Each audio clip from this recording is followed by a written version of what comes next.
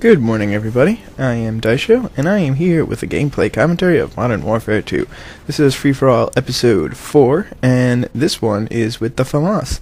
And as you can see, it's a free-for-all on Quarry, and some of you should know my strategy for this map already. All of you who've watched my other videos should definitely know. Basically, I just camp in the corner to the top right, and yeah, I'm just a complete camper.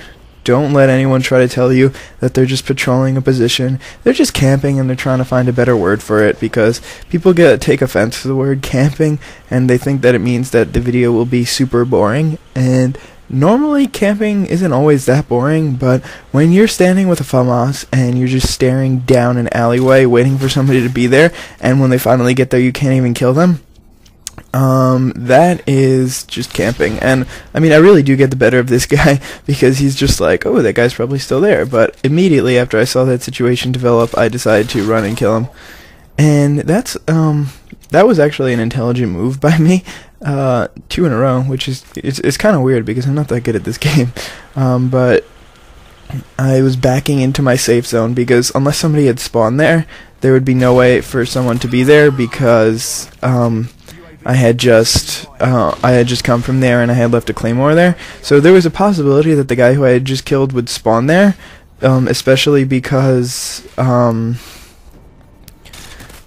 the spawn system in Modern Warfare 2 is pretty much based on revenge killing. So now I use that UAV to pretty much kill that guy, and this is a nice little place to stand, because people see your claymore and then they just get a little scared, and even if they do manage to get past the claymore like that guy did with the stuns, it was pretty easy for me to take him out. So now I'm on 5 kills, and the kill streaks that I'm running are UAV, Harrier, and Pablo. And so yeah, I guess this game I'm going to talk about strategies that your enemies will use to get past you camping. And so the first one, I guess I'm going to, I don't know, I was going to discuss them in order of the the annoyance they are to you, or the average camper, whatever. But I decided that I'm probably going to forget something, so I may as well just discuss them randomly. Okay, so there's the Commando Kid, Marathon Lightweight Commando Kid. This guy can just run past your claymores, and if you're in a position to hear claymores, then you should be okay, and it won't be such a big deal for you. Because obviously, because if you hear them, then you can just turn around. The problem with that is, even if you're turning around and you have an assault rifle, which is primarily what you're going to be using to camp, then they still might be able to get past you, depending on how wide you make your zone of camping. If it's just a small little room, then they can run in and just press the O button while you have to aim, press L1, and press R1. Well, all he has to do is just press one button, especially if he's using the non-tactical standard layout. Then it becomes extremely easy for him to get past your claymores. And I'm saying this pretty much all based on my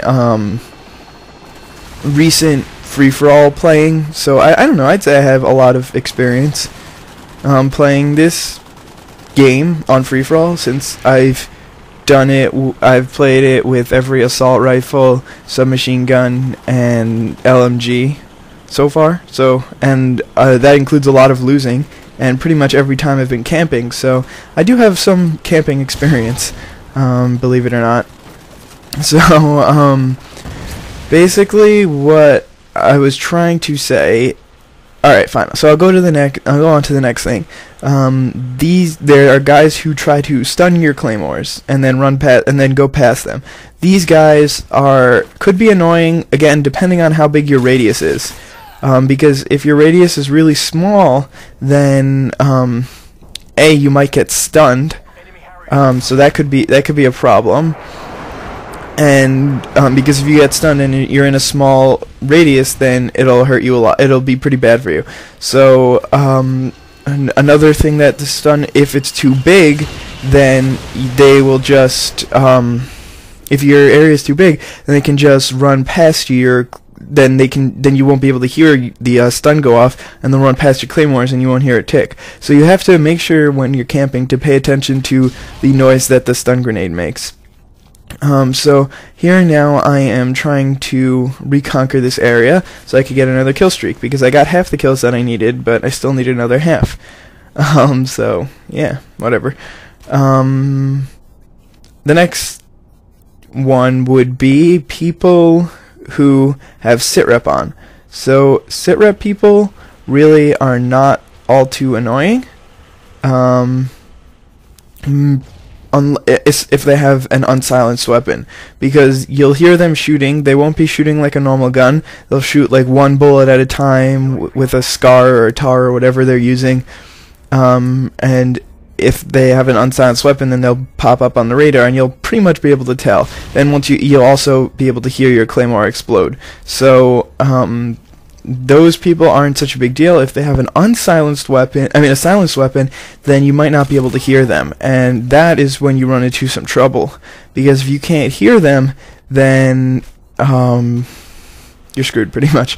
They'll just come behind your claymores and then kill you. So this guy, I knew I didn't have a claymore there, but so that was just pretty much a bad move on my part. Anyway, that guy's camping back there, and that's boosters are annoying. I think I die a couple more times by the boosters because I don't want to lose the game. So that's why the score isn't great this game. It could have been better, but I don't know what that guy was doing.